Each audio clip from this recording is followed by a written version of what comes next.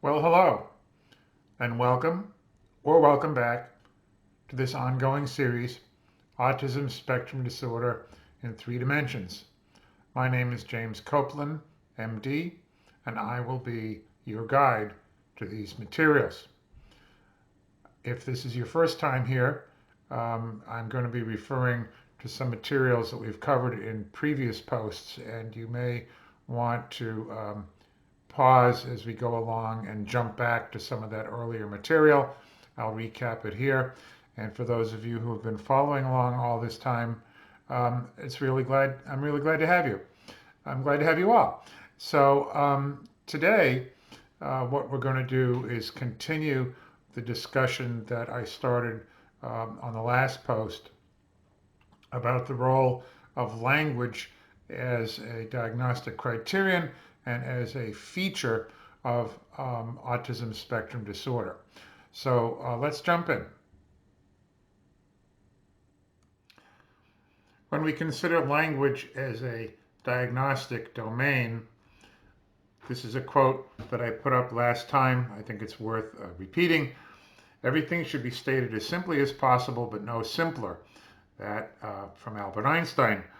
And I think he was right. I think he is right. I think there's too much going on in the domain of language to justify lumping language together with social as a diagnostic domain, as has been done in the current edition of the Diagnostic and Statistical Manual of the American Psychiatric Association. I think language really warrants its own place at the table. Lumping it together with social limits our ability to describe or understand the clinical picture of spectrum disorder.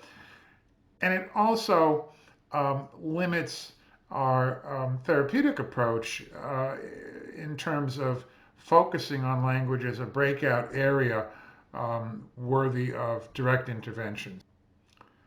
I think we need to be guided by the principle, what can we do to help a person with spectrum disorder be as functional and self-realized and happy as possible, and directly addressing the language issues, I think, is part of that response package. Last time I introduced you to the terms pragmatics and prosody. Remember that pragmatics means the use of language for the purpose of social interaction. Pragmatics is from the same root as the word to be practical. So we're talking about things like reciprocity, conversational turn taking, framing, which means you give the context for what you're going to be talking about. You don't just assume that the other person knows the context. Topic maintenance, that's again part of reciprocity and turn taking. If I bring up a certain subject, not only do you wait for me to finish, well, in the ideal, you're going to respond to the same topic that I was on instead of responding with something that would be totally random from my standpoint and unrelated to what I was talking about.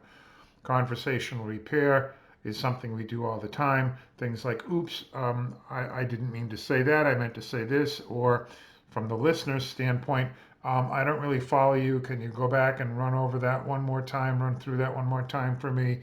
And then things like responding to prosodic and nonverbal cues. Prosody means tone. So if I'm talking like this, then you could probably tell that I'm angry even over the internet. And you might say, oh, gee, what are you so unhappy about? Nonverbal cues would be if I turn away, or if you're seated opposite me across the desk from me.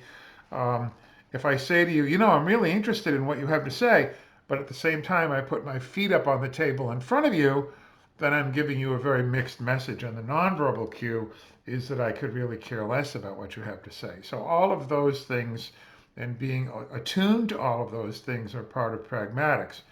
People with impaired pragmatics at its worst may lack communicative intent of any kind. From there, there may be individuals, or there are individuals who verbalize exclusively through echolalia and or delayed echolalia, and then people who are more adept, I may still have language that's very literal and very rigid, off-topic responses we mentioned, and if you are the listener, you may get the sense that somebody with impaired pragmatics is talking at you rather than with you. Now, some of these things overlap with what we talked about several sessions back about theory of mind. Sense of humor entails my ability to get inside of your head, figure out then back in my own head what I need to do, what I need to say to kind of trick you into going in a wrong direction, misdirection, like what a magician uses, and then pull the rug out from under you verbally, and then we laugh. Failure to appreciate verbal nuance, things like puns or sarcasm, wordplay, tone of voice, all of those things enter in. And I've been talking a little bit about the other feature besides pragmatics, which is prosody, things like tone, pitch, volume. If I am very stilted or sing-song or robotic, or if I talk in a very pedantic way, the Titanic sank on April 14th, 1912, with a loss of so many thousands of lives. That's a pedantic tone of voice. And then there's a term that I made up. I just made it up, in fact, in the course of preparing these slides for this post. Nonverbal prosody. We know about these things: eye gaze, facial expression, hand gestures, body language, the feet up on the desk that I was talking about before. These are the nonverbal equivalent of inflection of speech. So we put out these nonverbal cues all the time. And I don't know about you, but I was raised, I would get a little slap on the hand and say, not polite to point, not polite to stare, don't talk with your hands. But all of these things are part and parcel of the communication package. So here's a paper that we talked about at some length going way back. Again, for those of you who are joining this series in progress, I did talk about Leo Kanner several posts ago, and this paper, which is still the most widely recognized paper in the English language as a clear, explicit description of virtually all of the features of what we now call autism spectrum disorder. It was published in 1943 in a journal called The Nervous Child, a rather odd name for a journal. Leo Kanner was a child psychiatrist at Johns Hopkins. He was an emigre from Germany. He had left Germany in 1924 because of spiraling hyperinflation and just terrible economic conditions. He taught himself English by doing New York Times crossword puzzles. It's hard enough for me to do them in English as my native language, but he landed himself a position at Johns Hopkins, which is where he stayed for the rest of his career.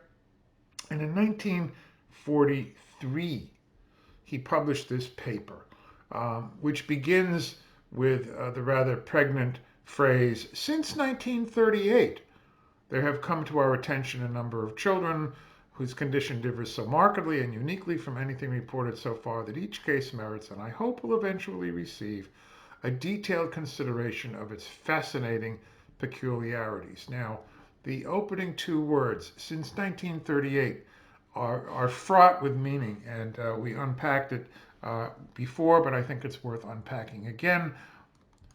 Notice the page numbers, pages 217 to 250 in the 1943 volume. Well, here's the paper that was very next in that issue, pages 251 to 262. And I'm in debt to Steve Silberman, who wrote the book Neurotribes, for this Xerox copy of a reprint of the paper, which actually has the dedication with the compliments of author Georg Frankl. This was back in the day before you could email somebody a PDF of your paper. So here is a copy of the paper that was back to back with Leo Kanner's paper in that journal. And in fact, Frankl had submitted his manuscript first, and it was after Frankl's manuscript was accepted that the editors of Nervous Child reached out to Kanner and invited Connor to write a companion article. It's interesting that Connor's article comes first in the table of contents, but it was Frankl's article that was written several months prior. But nobody knows about this article. I didn't know about this article, and I was actually a fellow at Hopkins, and I stood down in the basement down deep in the bowels of the Welch Medical Library, and I held this volume in my hands, and I Xeroxed this article, but I didn't even know until after Steve Silverman's book. I didn't even know about Georg Frankl, much less this paper. So let's talk about this paper a little bit. What did Frankl say? Well, first, we have to jump back. Sorry for the backing and forthing, but we jump back to the University of Vienna, and that's not a misprint. It was founded in 1365. And within the university, there was a medical school, and within the medical school, there was a department of pediatrics, and there was something called the Heilpädagogische Station, which was a cross between a child psychiatry inpatient unit and a therapeutic school. And it was one of the first of its kind in the world. Had been founded maybe 20 years earlier. We're not going to go back into that. That's in my earlier post. Suffice it to say that in 1927, Georg Frankl, a fully trained 30-year-old child psychiatrist, Jewish, joined the staff of the Heilpädagogische Station. In 1931, 4 years later, Hans Asperger, then still in his pediatric training and only 25, and Catholic, joined the staff as a trainee. In 1932, Frankl was appointed the senior psychiatrist. However, in 1933, Hitler, who had been kind of in and out of politics in Germany for a decade, he had been poo-pooed as some kind of a crackpot. He had gone briefly to jail because of some of his activities. That's where he wrote Mein Kampf, My Struggle. Well, he got out. He was released from Spandau prison. He ran for a chancellor. He was initially defeated for a prime minister, but then he was elected chancellor. I believe that's the sequence of events. One was a national office, the other was a parliamentary office. And then in early 1933, he was granted emergency powers. Parliament granted him emergency powers. And that is the point at which the Nazi regime gained full and effective control of the instrument of state of Germany. And this is when you begin to see the race hygiene laws implemented and discrimination against Jews and people with disabilities and labor unionists and communists and people who are gay. That's really the date when the machinery was cranked up and started running for the Nazi regime, when Hitler was granted emergency powers by Parliament, and he never let go of them. And over the next several years, it became impossible, if you were Jewish, to be in the professions or to have your children go to school or anything else for that matter. And Frankl was lucky to get out with his skin in 1937.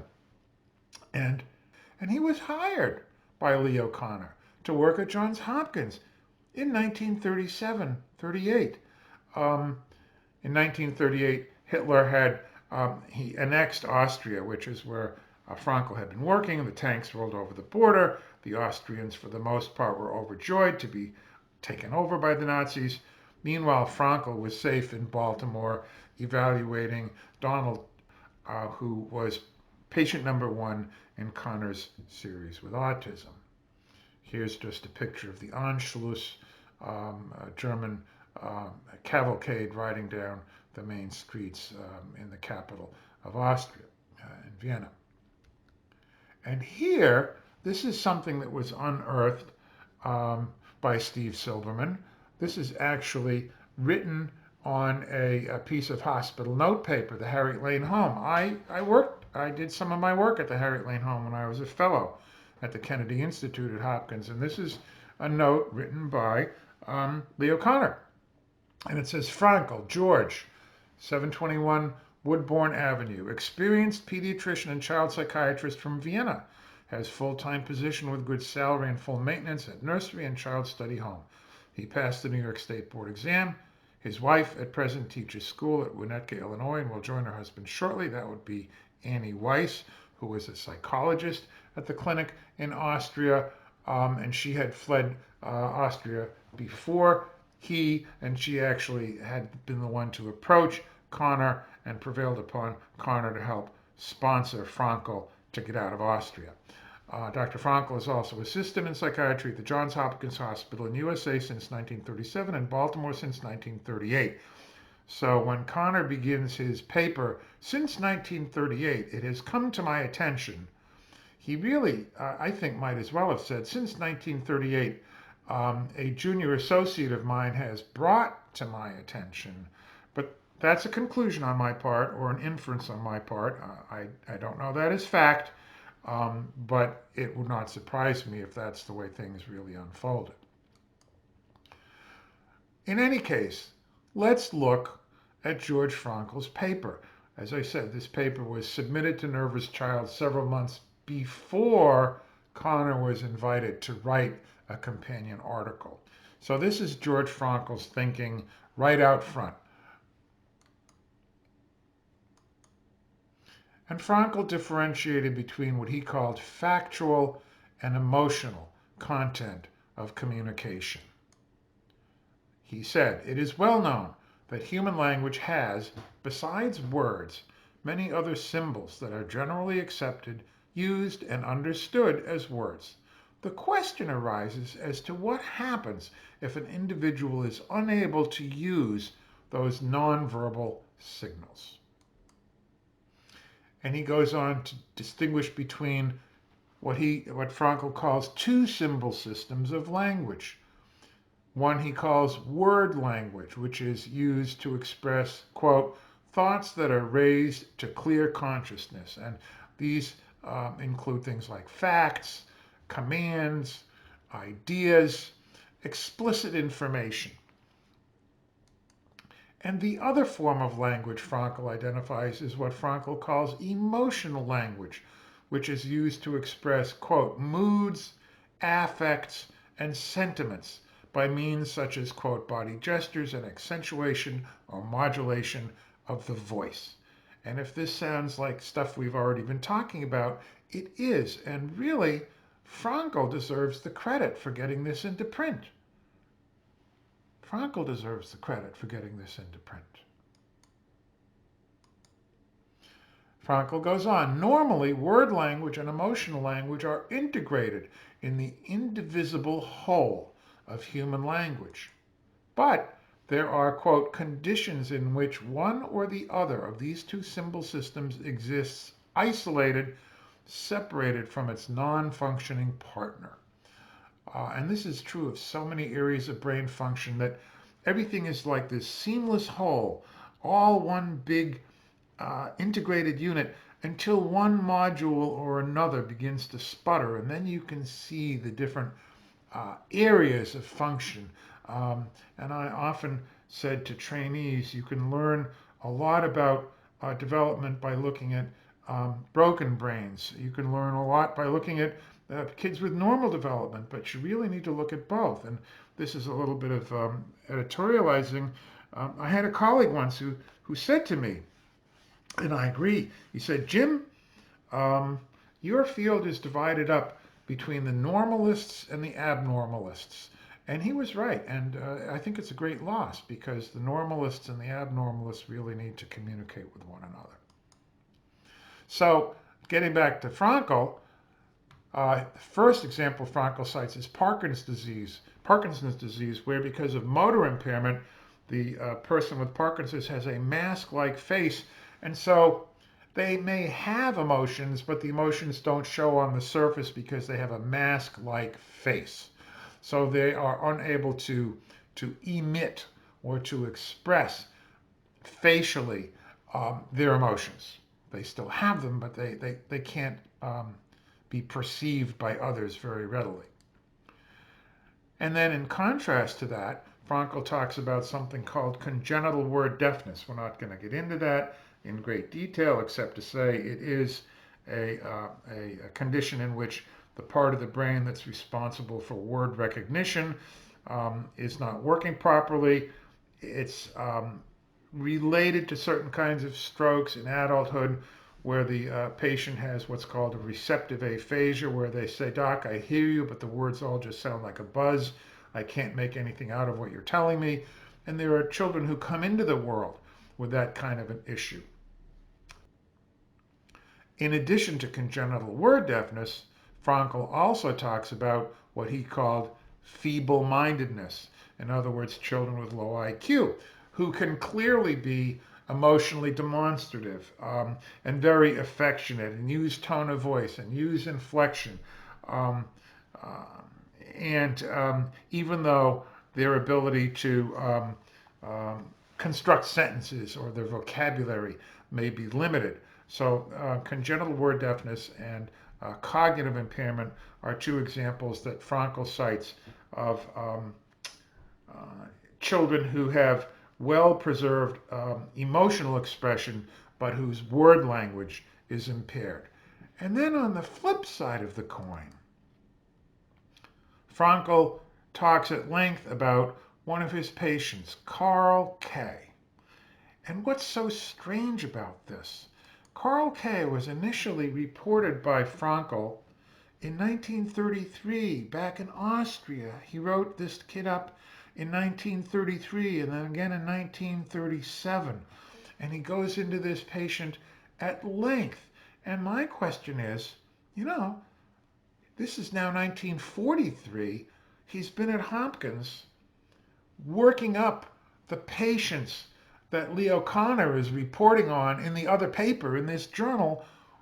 Why does Frankl have to reach all the way back to 1933? Why doesn't he report on some of the patients that he evaluated for Kanner? I don't know. And I have to wonder whether there was some kind of a reason why he didn't cite any of them. So that's a puzzle.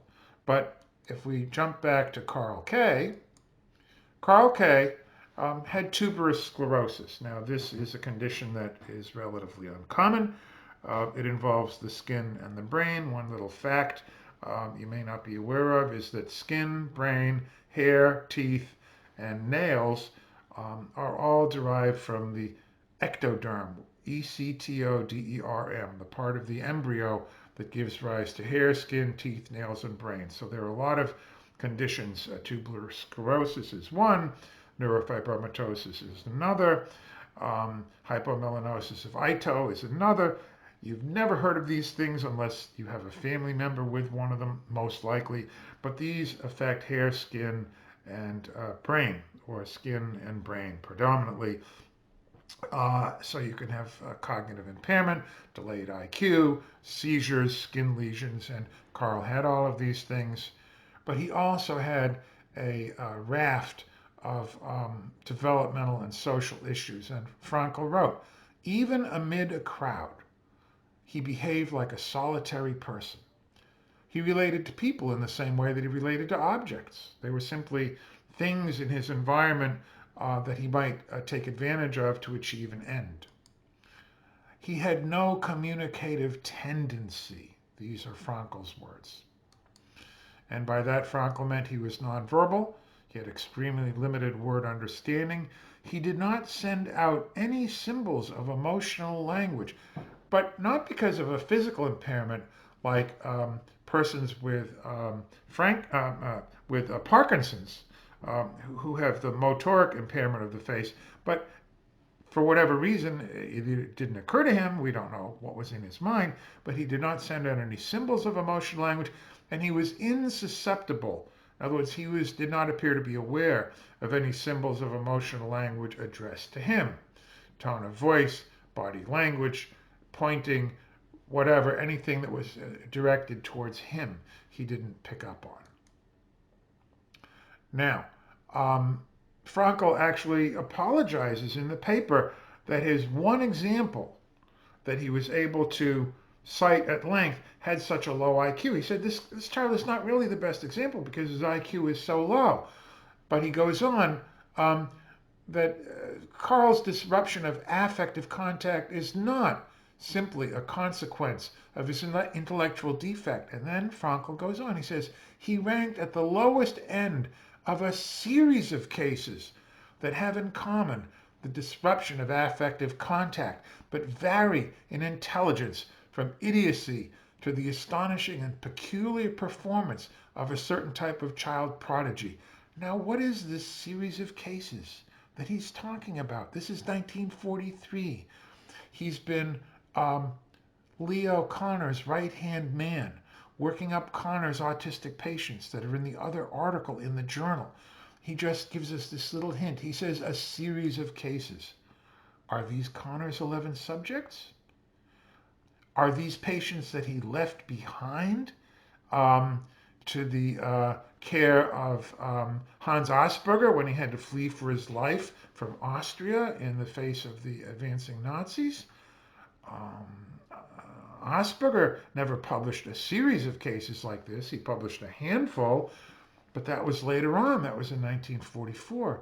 So it really makes me think that there may have been some kind of dictum laid down or gentleman's agreement that Frankl was not to report on Connor's patients. Again, that's sheer speculation on my part, but it's a loose end.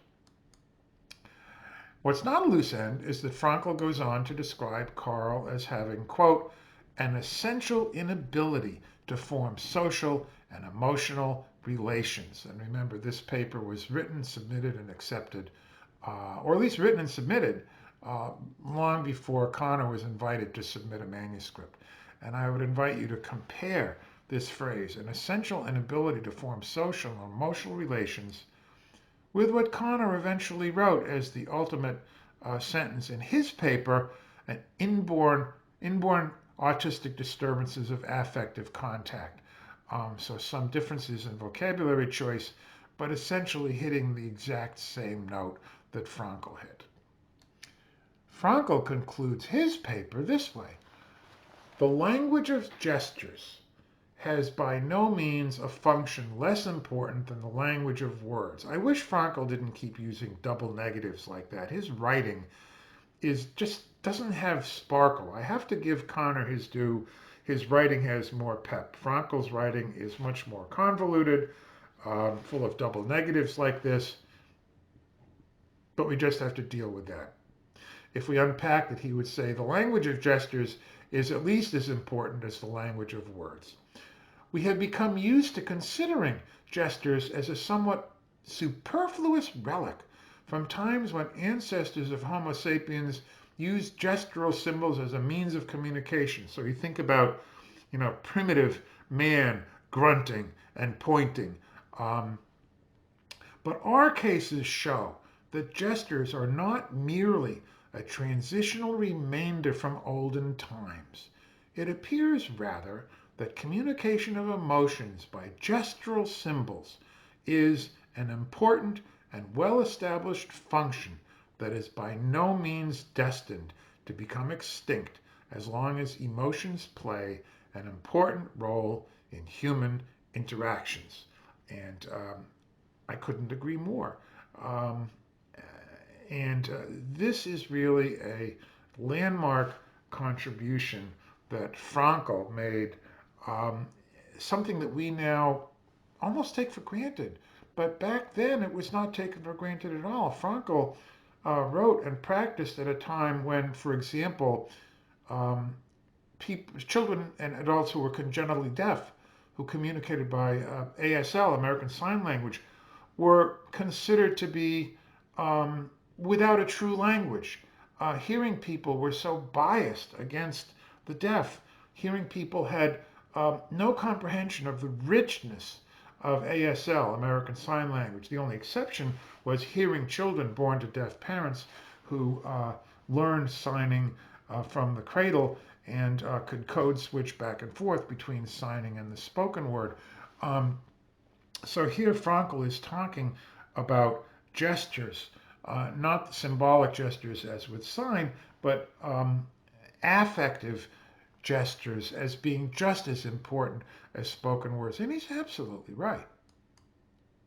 So we're going to just wrap up today's post by revisiting this table, which you've seen before, in which I have put the 4 domains. And as I said, as a crusty old curmudgeon, I give myself permission to keep 4 domains instead of collapsing these into 1 domain.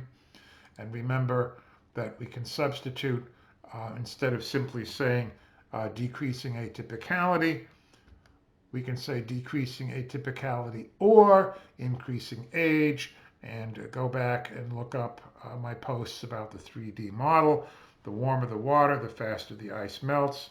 Atypicality is like the chunk of ice floating in the water, and over time the ice melts irrespective of intervention. And the higher the IQ is like the water temperature, the higher the IQ, the faster the ice melts. Does that mean we shouldn't be doing therapy? Of course not. If we can help the ice melt even faster, that's great.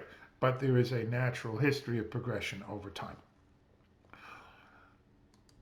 If we look at language, so we start out here with no functional communication, expressive or receptive, if verbal echolalia only, and may act deaf. But we need to modify or amend this. And we need to say no functional verbal communication, expressive or receptive, and no gestures or body language. So we have to add those into the mix.